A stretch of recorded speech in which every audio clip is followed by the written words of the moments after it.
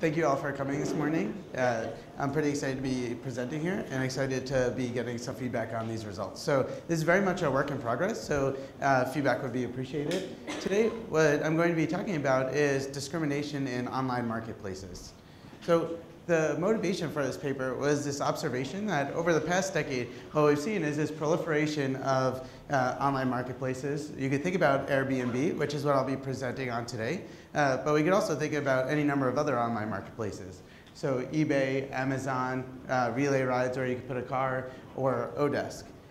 So something we might want to be thinking about in these types of settings is in the early online marketplaces, things like eBay and Amazon, transactions are relatively anonymous. So you kind of go online, you see some reputation for a seller, but you don't really see anything about the seller per se. So you don't see as much kind of personal information. But one of the things about the newer kind of latest iteration of online marketplaces is that they're becoming increasingly social. So we see things like Airbnb, Odesk, and relay rides. On every one of these, you could also post a profile, give information about yourself, and have some type of a picture that people are looking at.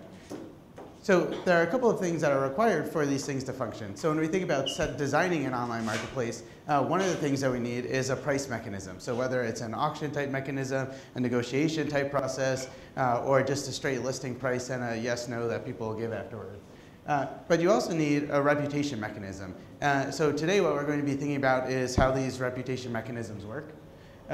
So essentially, one of the results of these online marketplaces is that over time, we've seen a shift from the idea of having one large seller with selling to many different buyers to having many small sellers operating on, say, one large marketplace. So rather than having a transaction that might look like this, where you go online, you look at Marriott, you might see something like, oh, here are the prices that they have, here are some features, they have internet, a fitness center, and a map. You might see something with this fellow here, Matthew. Hopefully Matthew's not in the audience. I just pulled this. This is off of the Airbnb website. Essentially what you see is something like the same type of price information. You could also get some of these amenities and see some information about it. And the big striking difference here is that instead of having a map with the location and the brand of Marriott, we see Matthew and whatever personal brand that Matthew has. So essentially, what we're going to be thinking about is how a marketplace is different when you go from having something like Marriott as a brand to something like Matthew as a brand. So essentially, give a little description about Airbnb. How many people here have used Airbnb? Okay, so essentially, it's impressive.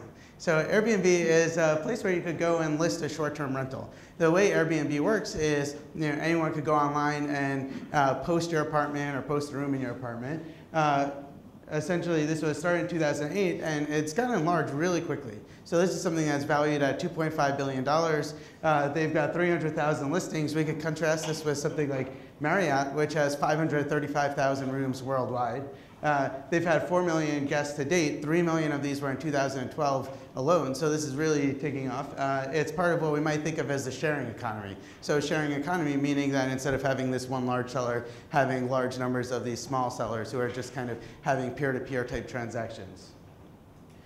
So what does everyone do on Airbnb? We've essentially got 3 parties that are involved in any transaction. The first party are the hosts. Hosts essentially post your room, post your apartment. You may share a place with somebody, or you may just essentially serve as a landlord. You could rent out your entire, so either your entire apartment or room. You set a price, the price that you think you'll be able to get at a marketplace, and you can accept or reject guests. Guests, for their part, essentially go online and say, all right, well, here's a place that I'll be looking at, and here's a neighborhood, a host, and decide where you're going to be looking. Pick an apartment and decide whether or not you're willing to pay the price. Airbnb has a special role in all of this, is in that they're the market designer. So Airbnb helps to facilitate these transactions.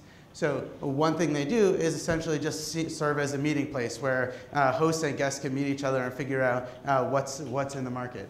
The second thing they do, though, is allow these hosts and guests to build these really detailed reputations. When you think about the type of transaction that you're doing, going to a strange city, staying with somebody in Budapest or someplace you haven't been before is a pretty big leap to take. So you can imagine that having a reputation as a host is a pretty central part of making this type of marketplace work.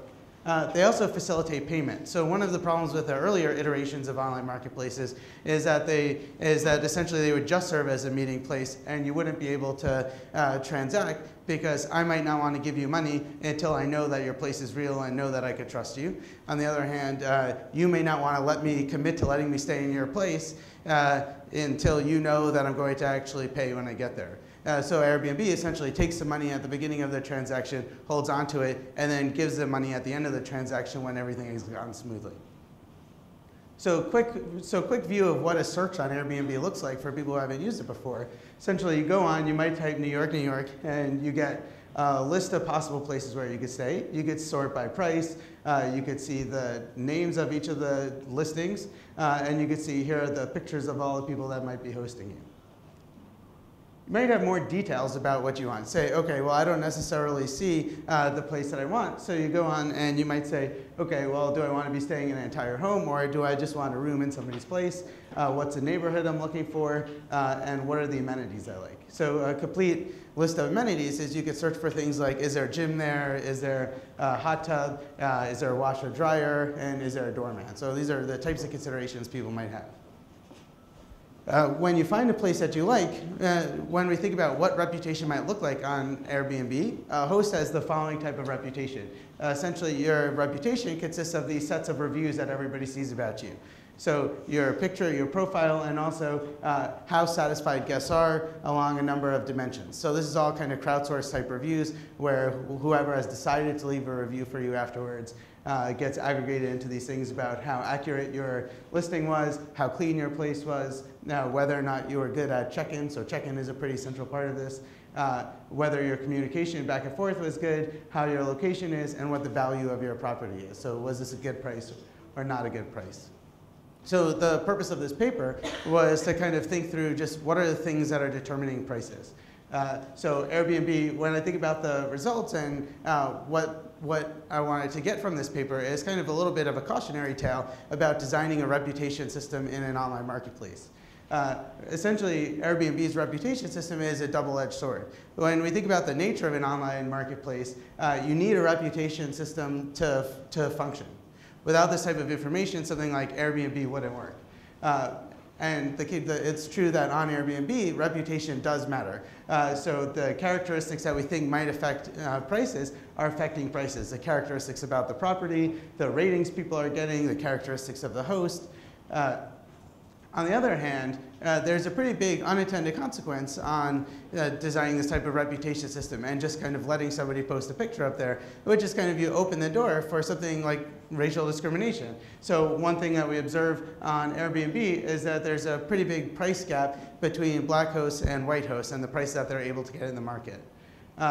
So of course, kind of some of this might be some unobserved differences in the listing. So essentially what we do then is go through and start to try to think through what is explaining this price gap. And what we could show is that it's not fully explained by the characteristics of listings, and it's not fully explained by the information about hosts. So it seems like at least part of this gap is being explained by discrimination on the part of guests. So how do we think about this? Determining prices on Airbnb. The process for this project essentially started by scraping all of the data off of Airbnb's website, getting data on the prices of every place that was listed in Manhattan, listing characteristics, number of bedrooms, bathrooms, location, what ratings everybody has left. And then what we did is wanted to code up the pictures to kind of see what race and what gender each person was. So of course, there's not a box on Airbnb that says, oh, this person is white. So what we did is had to go and physically feed all these things in a survey format to get people to identify the race of each person. So part of this was selecting half of the pictures randomly and sending them through and coding them up based on race and gender. This left us with a final sample of about 3,500 different listings on Airbnb. So just to kind of give a feel for what the data on Airbnb looks like, essentially we see that the average price of a listing in Manhattan is $140. And this is just a plot of the distribution of prices. So essentially what we could see is that there's somewhat of a long tail. So there are places that are going for as much as $700, $1,000. But for the most part, prices are kind of distributed between $75 and $200.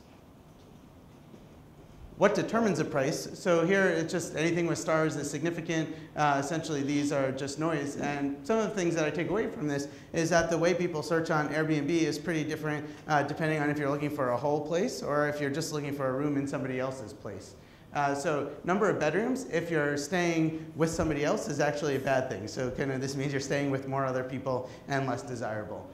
If you're renting out a whole apartment, we see that each additional bedroom is going to get you about an extra $50 on your place.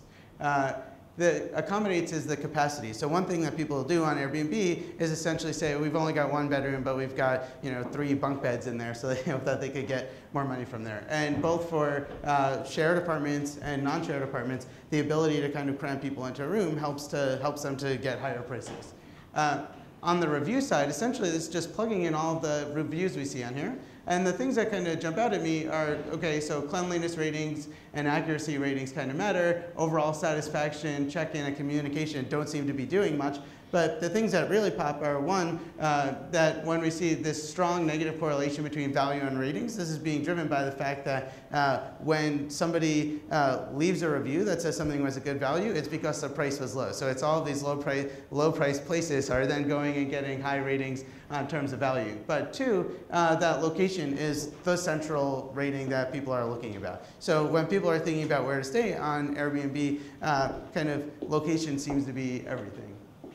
So to kind of recap, on Airbnb, size matters. So kind of when we look at the number of bedrooms, this is an important feature of the information that people get. And kind of in line with the old adage, it's kind of location, location, location. So almost all the types of ratings, including even your overall satisfaction, seems to be a lot less important than just knowing that this person's in an area that you can trust. And again, when we think about this in terms of personal branding, Marriott pretty much only locates in areas where they feel like people will feel comfortable going, whereas anybody could go on Airbnb, so you're relying on this to kind of tell you, is this somewhere you should trust being?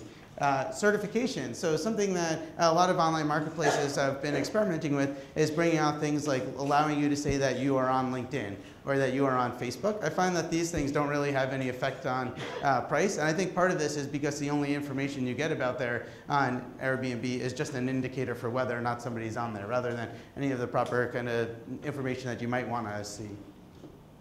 So then, thought exercise that kind of motivated some of this when we were in the early stages of it is, which host would you want to stay with? So we could think about, these are just a random sample of the first 5 hosts that I pulled off of the Airbnb website from the New York data.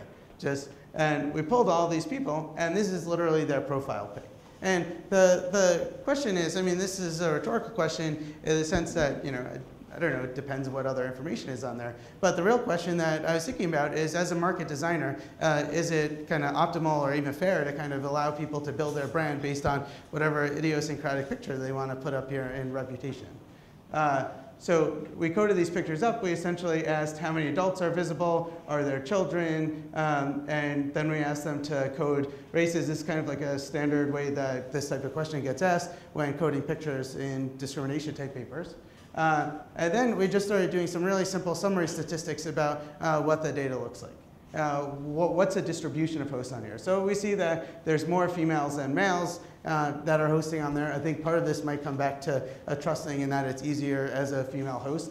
There are a lot of couples on there, 10%, and then 15% were coded up as others. So what is other? It's a lot of pictures like this. This is my dog Tails. So like so people who don't actually post their own picture, but instead post a picture of something else. So race and prices. The first cut we started to do with this is just to see how different are prices across different races. So we looked at the gap between white hosts and black hosts and see just in terms of raw summary statistics, it's $143 on average for a listing by a white host, whereas it's $107 for a listing by a black host. When we look at the distribution of prices across races, essentially what we see is that this isn't just being driven by a few outliers, or it's not just being driven by kind of a long right tail, that pretty much the entire distribution seems to be kind of skewed to the left for black hosts relative to white hosts. Of course, there's a lot of different explanations that have been posited within this type of literature about this type of thing. One thing that could be going on is that black hosts have systematically different listings relative to white hosts. Another possible explanation is that customers are making inferences about a listing based on the picture of the host. So this is kind of known within the discrimination literature as statistical discrimination, where you're saying, okay, well, I'm learning something about, you know, where you're living based on what your race is. And the other thing is called kind of taste-based discrimination, where customers just literally have preferences and some type of reaction directly over race. So we're going to do a little bit to try to get at which of these types of explanations there are. Essentially, the first thing we did is then start trying to cut the data into, well, how are people doing on ratings? So does it kind of at least seem, based on the ratings data, that the two groups are pretty different, or are they pretty similar along the different dimensions?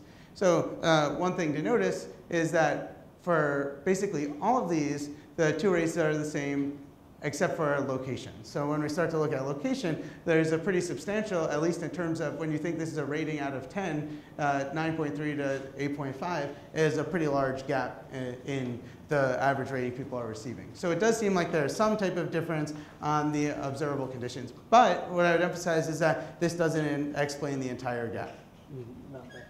So just a quick summary of the results that we have to date. Essentially, Airbnb's reputation system is facilitating trust, does have kind of this intended impact, but that white hosts are receiving significantly more for similar listings. So essentially then what we started to do is control for all of these different ratings, control for kind of your location score, control for how many bedrooms you have, and see how much of this gap kind of persists after putting in everything that a customer would reasonably see on Airbnb. And we see that the gap is not fully explained by ratings. It's not fully explained by your listing characteristics. It's not fully explained by any other types of information that's on the website about the host. And actually controlling for pretty much everything that we have, and we're still working on kind of getting more data that we could implement about everything. But for everything that we have to date, Black hosts receive roughly 15% less for a comparable listing. So controlling for everything that we could find on the Airbnb website, there's still a 15% gap in the prices. So I just kind of want to put this into context of how I think about discrimination in e-commerce. So there's this great 1993 New Yorker cartoon where they say, on the internet, nobody knows you're a dog. And kind of this was picked up on a little bit in the discrimination literature even, who are thinking about, well, one great thing about online commerce is you might actually see lower rates of discrimination.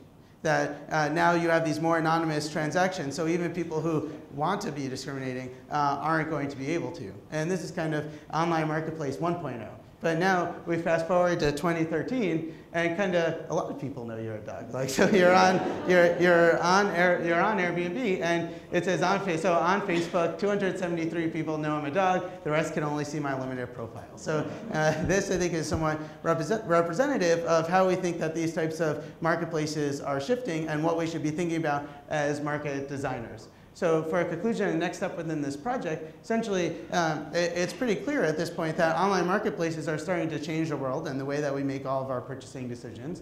But that the market design challenges aren't just kind of technical challenges about, oh, let's feed in as much information as we possibly can and enable people to make transactions. It's actually the case that seemingly innocuous design choices about, you know, whether to have a picture, what information that you might want to accompany a picture is going to have a lot of unintended consequences.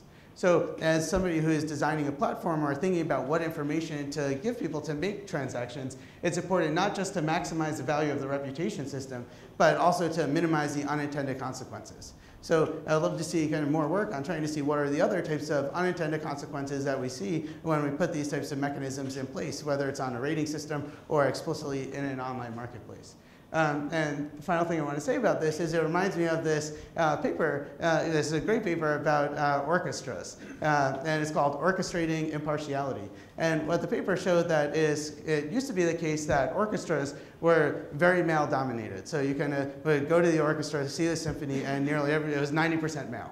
And over time, people started changing the way that auditions were done. So rather than having the auditions being done in public where everybody could see the person who's auditioning, some orchestras started taking screens and putting the screens in between the people that were playing and the people that were judging them.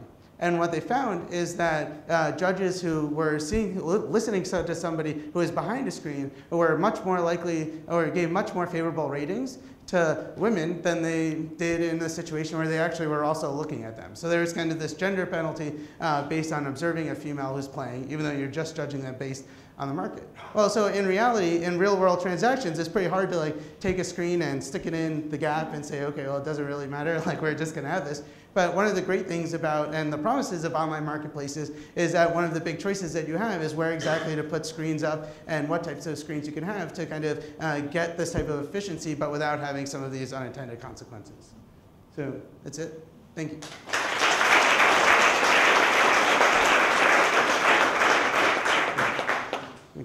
Do we know anything about, in retail sales, the success of black or white salespeople? So I don't know if there's any research on this. There's not a lot. I think it's just because of the observability of the difficulty of getting data on different salespeople. There's a lot of stuff on job applications, I'll say that, where kind of if you see the race of the person who's applying and even the name of the person who's applying has a pretty big impact on the likelihood of callback. Right. Do you have enough variation in whether people have a picture of themselves to actually see the ratings of things like location or being affected as well? I think some people who are prejudiced might contribute to things like location when there is a versus not a picture. So there's no variation, or there's actually no variation in whether there's any picture, which is why we get all these dog pictures on here. So what happens is people who don't want to post a picture just post a picture of something else. Right. So, but what you can see is how much people care about location based on the different race. And what you can see is there's actually a bigger penalty to being in a bad location if you're a black host relative to a white host. So there's definitely some sort of thing going on where people are inferring something differently based on the different ratings. Go.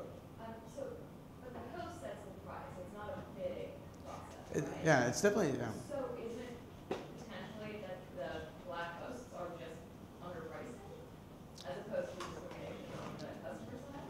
Yeah, so this is very much kind of a market outcome. So one thing we're trying to get data on right now is to add data about kind of volume of customers that are coming by over time.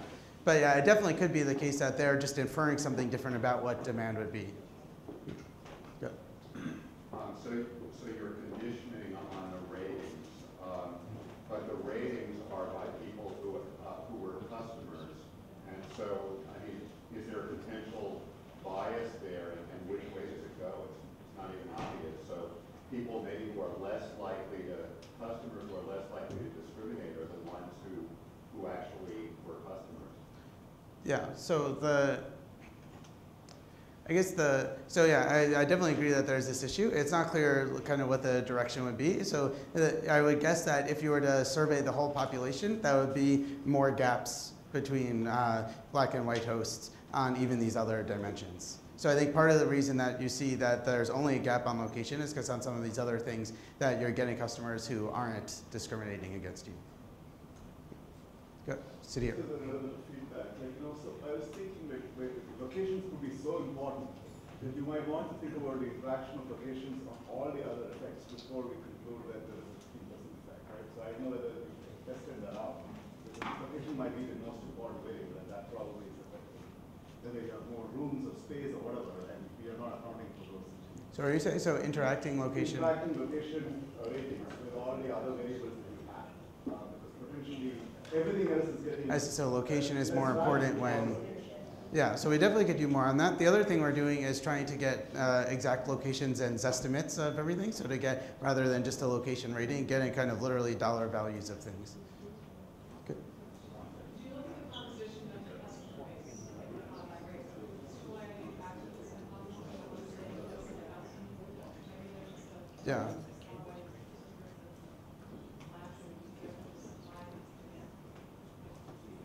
Yeah, so definitely supply and demand is at play, I think. But we have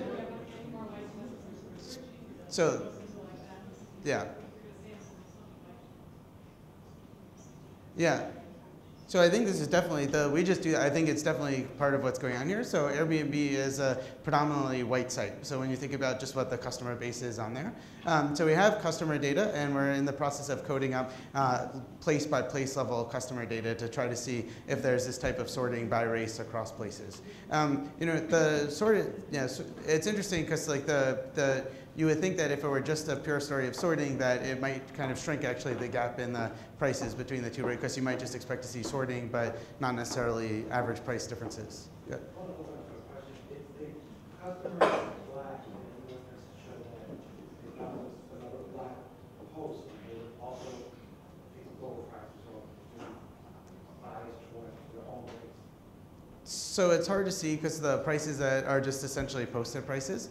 So I would be able to observe if there's different demand. So I could see if black guests tend to stay with black hosts, but I wouldn't be able to see if there's differential prices across them because essentially I'm getting snapshots of listed prices rather than timing of the. Back to the location. Are there multiple elements of location, like where in Manhattan and how close it is to a subway? And were you able to tease that out? No, so we haven't been able to yet. So what are you thinking? That kind of. Being in the Upper East Side might be more attractive than being in Upper Harlem, but being 6 blocks from the subway is much less attractive than being 1 block from the subway. So both of those are really important location attributes. Yeah. So yeah, because right now all we have is essentially location ratings and are starting to get kind of geocoded. Just are you in a high price neighborhood versus a low price neighborhood? But I think you're right, and even prices don't fully account for the fact that there might be different preferences when you're staying somewhere for a short term rather than long term, like proximity to subway. And the other discrimination or differences with hosts involving women versus men hosts, older, younger, other groups. Is there any other groups, or is this one? So it's still very exploratory on all of the other stuff. So we have coded up, so because we asked people about so we've asked about age and what people perceive looks to be and gender.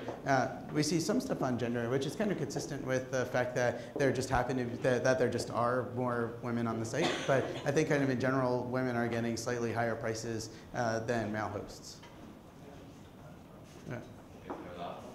Studying this in Manhattan, do you have any look at a cluster of other cities that are on the site and to see if there's any variation between what you observe in Manhattan versus Yeah, so around the world is difficult. What we've thought about doing is doing this in all the major metros in the U.S. and then starting to see what's determining the variation. So in areas where there's where you might expect where there's more diversity, it does become less of an issue. So I think it's interesting. Okay.